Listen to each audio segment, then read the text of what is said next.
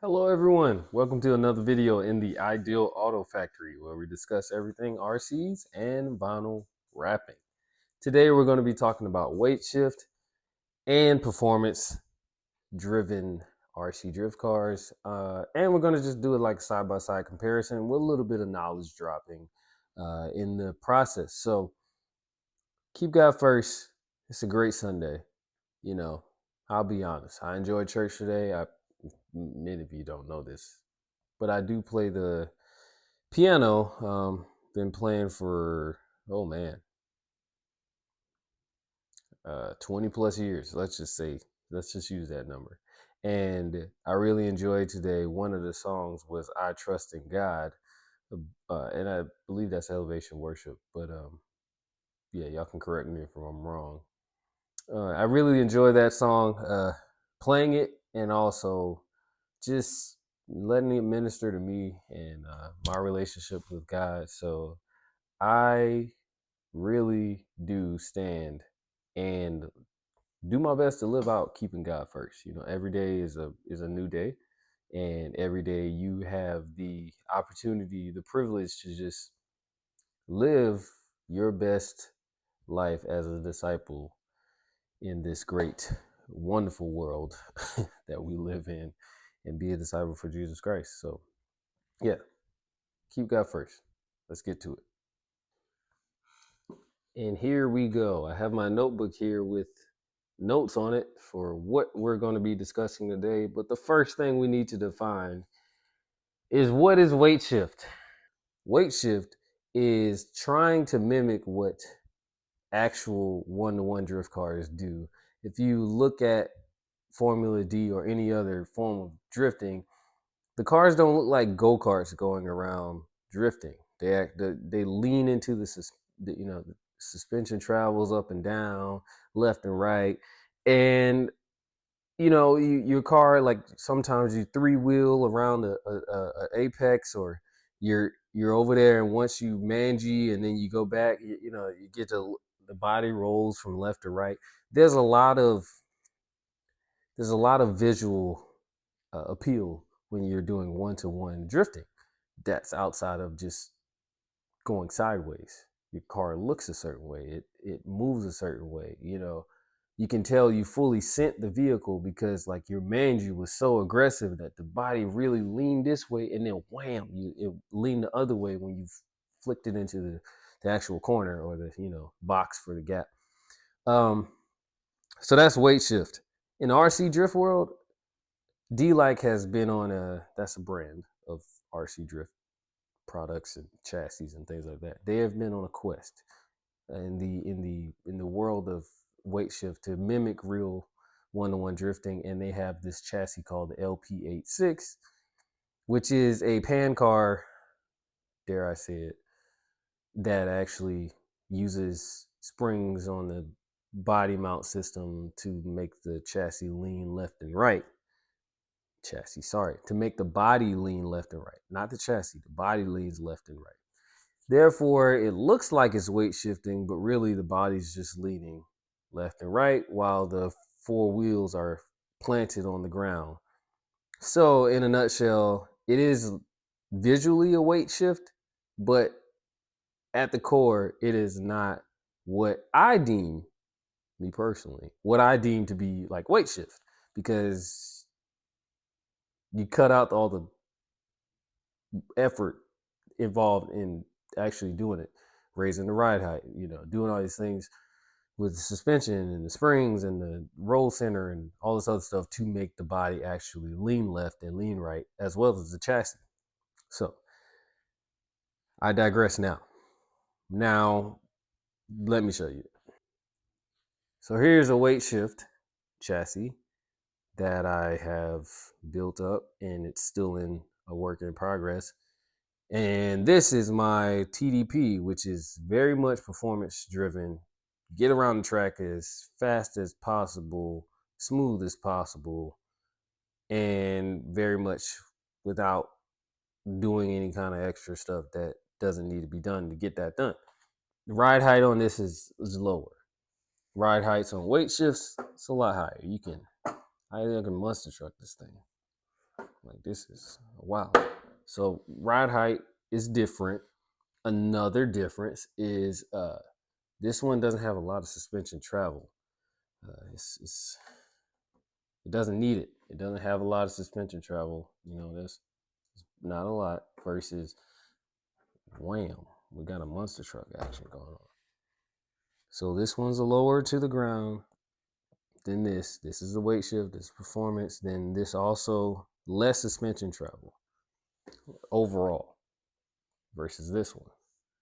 This also has settled and to the point, very efficient suspension travel. No, not a lot of movement. I lift it up, there it is. I put it down, there it is. In the back, the same thing. It's not, I'll take the body off now to really show you what I mean. The body coming off, just do that. I'm doing the bounce, but pretty much I hit the gas and it goes up just a little bit. You see my wheels are coming up, but it kind of rests right there. It doesn't want to lean left and lean right a lot. I'm using a lot. I'm using considerable amount of effort. So not so much volatile movement, but very stable. The movement on this chassis. But over here, let's take the body off. You'll notice it's a lot different. So let's move it right in the front again. So you can already see it's doing some weird stuff. So I'll hit the gas on this thing and it, or throttle, I should say. And look at that. Like I can go way up there. The movement on this, because it is weight shift, there's so much that's happening. As you're leaning, you're drifting, the movement is very volatile. So in that subject of volatile movement, let's say bump steer is involved here. Let's say you got camber gain in the rear. With all of that movement that this is doing, that means the camber gain is always changing. That means your bump steer is always changing. So watch out for that when you're building a weight shift. If you have a lot of camber gain, you might want to take some of that camber gain away. And also bump steer, you might want to take some of that away as well, because all of this movement right here means that when you turn the steering wheel, yeah, you may think you're pointing left, but then you bump steer and everything gets involved, and you're leaning like this, bump steer gets involved, and your car may be doing something you don't want it to do. So it's still a lot of tuning involved with all of that volatile movement, but that's why less movement, something more stable, not doing a whole lot of crazy stuff compared to, look at that. That's a whole lot more action than this right here. This, you have less stuff to worry about or less stuff to tune because there's a definite, okay, it's going to sit right here when I hit the gas or on the throttle. I'm saying hit the gas because we're talking about one-to-one as well. Now, onto the dampers, the suspension, the actual springs and the shocks, the whole shock body, all that stuff. Can't really give you a full, true comparison because this is all cantilever right here. But in a nutshell, the system involved in creating a weight shift means you bring your dampers as close to center or upright as possible, closest to the chassis or closest to the suspension mount as you can. And that's what I've done here. The same thing in the rear. Actually, I don't think anybody ever put it here. Most people are putting their dampers, one of those holes right there, one of the three.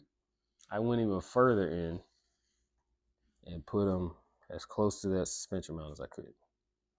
The reason being, when you do that, there's less stability in the keeping it from leaning left and leaning right, because the closer you get to the center of the chassis, the more you get to the fulcrum or the tipping point.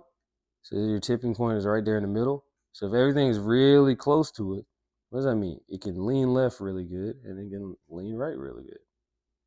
But the further away you are, that means the chassis doesn't want to lean left and lean right. It wants to sit right there, centered.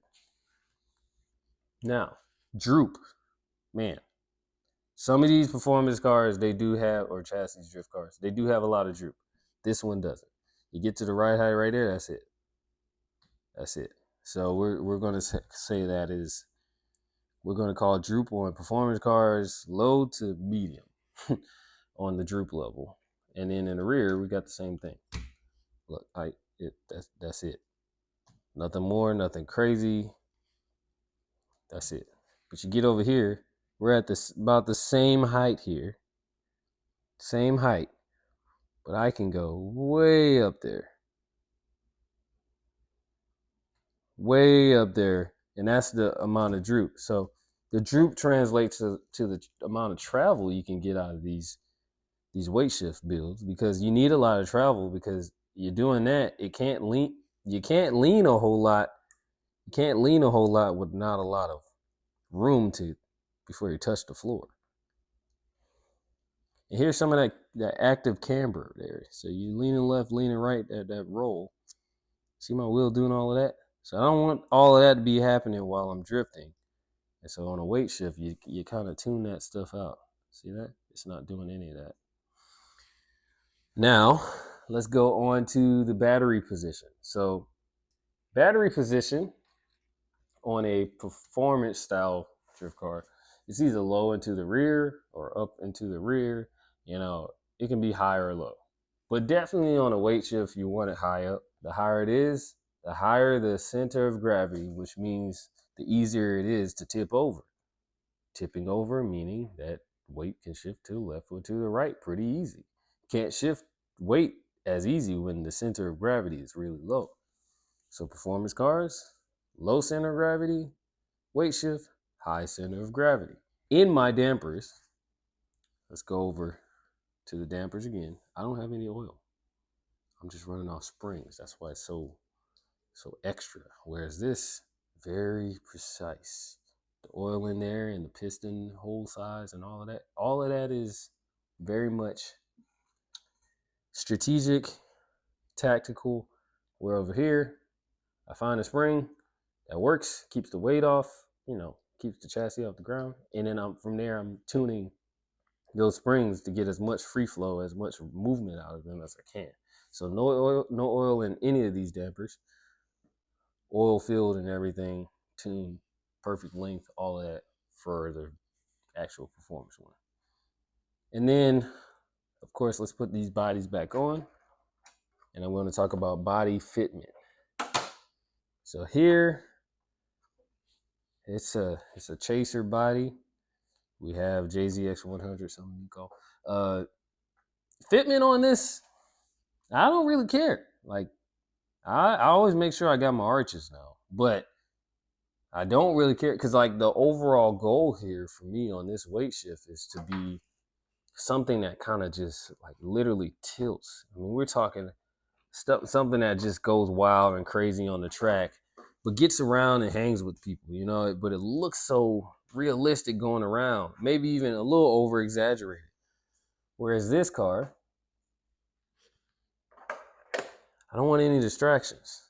I mean, I want this thing to be planted, that's moving, and the fitment on this is a lot better. I have a track width up front that I wanted, and the same for the rear. I have a track width in the rear that I wanted. So fitment, as far as like wheelbase, all of that is to a purpose, whereas this one, not so much. You tune it to a certain degree, but really you're just out there, big body, swinging it left and right. And with that, I've pretty much covered all of the aspects for this video as to what weight shift is versus performance driven. Like, you can make this a performance vehicle.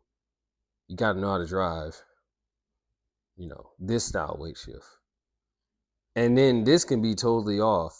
But this is a lot more work to get to this level, because this is not doing a whole lot once you get it dialed in. This leans left, leans right. Oh, you didn't plant the weight right. Oh, you didn't manage you right. All these other things get involved because the weight shifts, and then now you got weight on the wheels.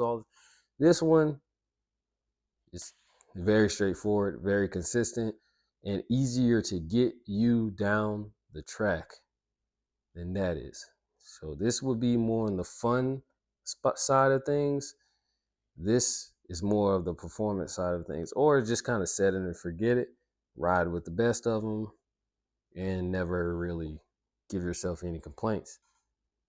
So I always have to give you guys something to leave with, something worthwhile when it comes to these videos. You know, why watch it just to learn about that, right? So let's talk bonus content here. Let's talk about roll center. Now, I've been reading up on roll center. How do I say this? Roll center adjustment is something I thought worked by way of the higher your links are, the higher your roll center. So, quote unquote. So let's say it like this. Get the body off, and I'll bring you back to the other side of the screen. So because let's get it right. Because this link right here is lower than this link up here. Same upper control arm location though.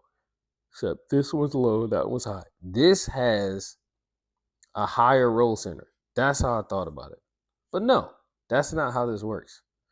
So what it means is, like, the lower roll center, the lower the vehicle, the lower the roll center, the easier the vehicle is to tilt left and right. Not the higher roll center. So I'm over here like, oh, okay. So this vehicle has a higher roll center than this one, comparably, because that is lower and this is higher. So it's like opposite. The more you raise these things, the lower the roll center is. The more everything goes up, like links, the more the links go up, the lower the roll center. And lowering a roll center means that you increase the chance of it to lean left and lean right. So I'm going to do a little experiment. And I am going to basically take these links, and I'm going to lower them and see what happens. So all four are on standoffs. So I'm basically going to take them off and lower them, and we're going to see what happens. Because taking this and lowering it means that I'm going to lower the roll center. So first thing, let's do a test. Lean right, lean left, lean right, lean left. See, simple to roll. Nothing crazy there.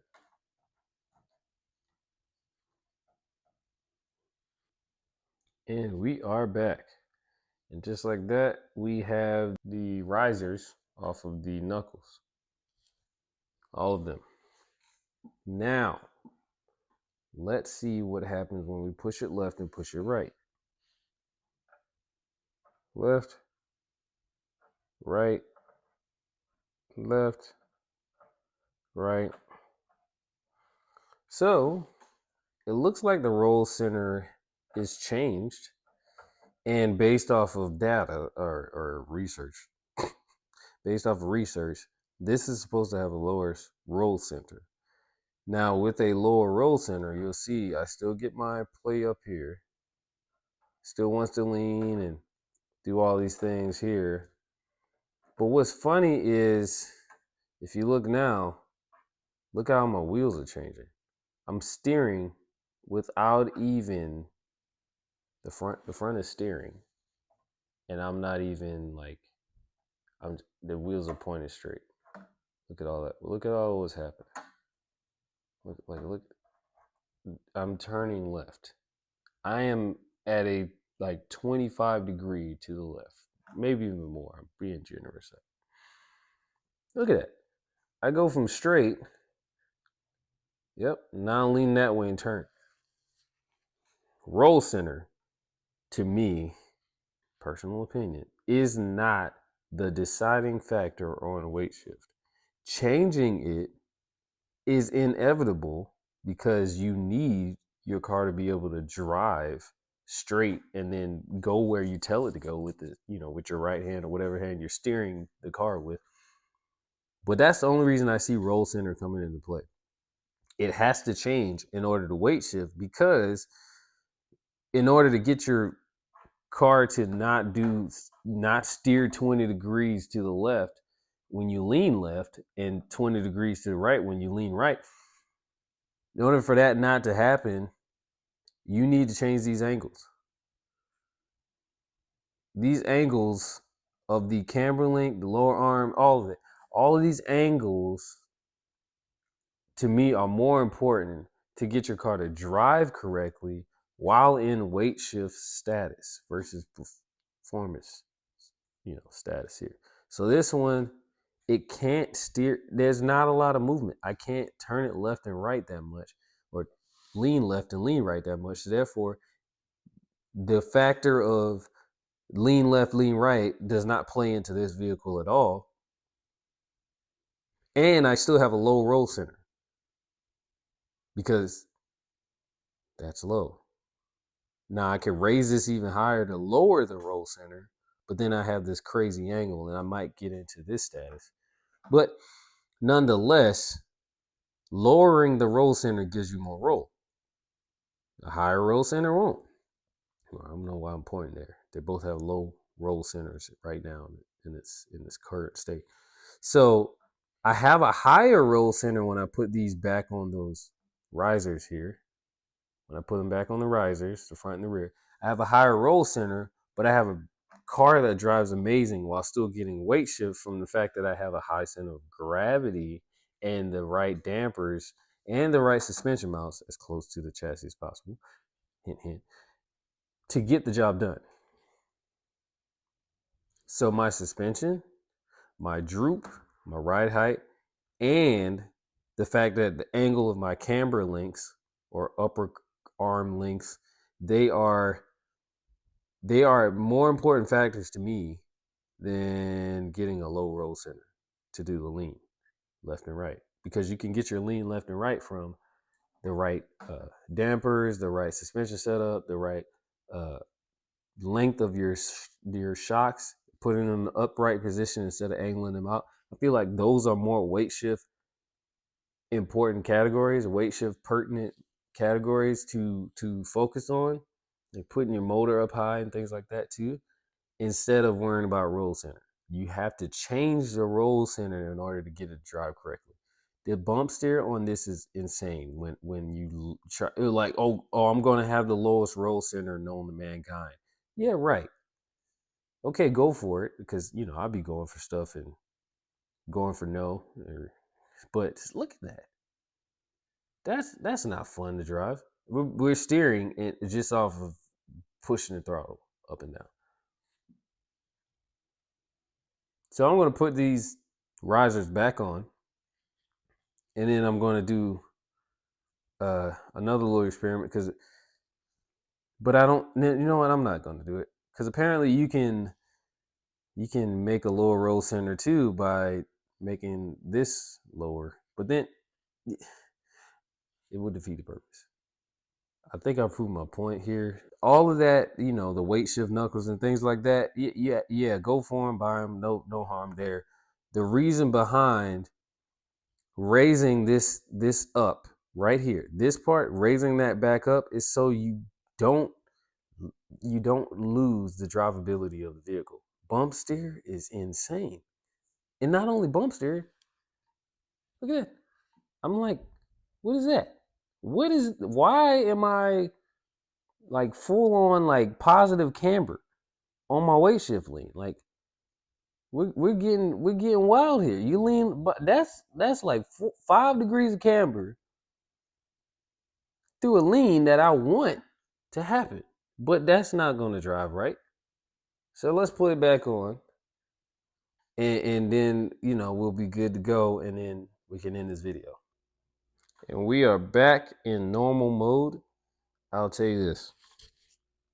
There is definitely an easier amount of roll here, but pay attention to what's happening to these front wheels. Am I steering anywhere? Barely. We're talking like barely. Barely. Just wanted to say that again. Look at that. We're not steering anywhere. We're up there on the camera link. I mean, upper control arm, front upper control arm, rear camera link, however you want to call it. And then look, let's check out this camera gain here, guys. You got a little bit there, because definitely leaning. But look at that. Look at that positive one right there. Let's go all the way back there. Look at this. Got a little bit when you lean left. When you lean towards the tire, doesn't even change camber. I hope this video was very informative on the weight shift aspect of things. The TDP, I'll get back to that. I also want to compare it to the KK pit. But as far as weight shift is concerned, let's just recap really quick. Roll center, not your biggest priority here, okay? Like, there is about 4 or 5 other variables that come into play way more than your roll center. And what are those variables? Higher center of gravity, meaning getting the weight higher off of the actual chassis deck. Then on top of that, you got your actual camber link or upper control arm, the angles of all of your links that connect to the wheels. Then after that, you got to make sure that you have like actual suspension travel. So again, that's the droop. That's your ride height setting. You know, if the car is low, can it lift high? Like when you pull the trigger, does it lift high? The actual weight that is up high, like how much that is, that plays a part too. So let's say you have your weight in the front of the car, or where your weight is placed at is, you know, that affects it too. So where your weight is placed as far as front to rear weight bias. And then the last one I'll say for now is the suspension mounts. Wider suspension mounts? No. No. Let's get them as close to the center of the vehicle as possible, because then you're getting closer to being a seesaw. Because a seesaw uses one fulcrum in the middle, and then, you know, the weight is on either side of it. So the closer your suspension mounts means the closer you get to being like a seesaw. I hope that makes sense. The wider you are, the more stable the car doesn't want to do this. But the closer it gets together, it must tilt to either side. That's the weight shift video. So you think you want a weight shift? Well, here's some reasons how to do it.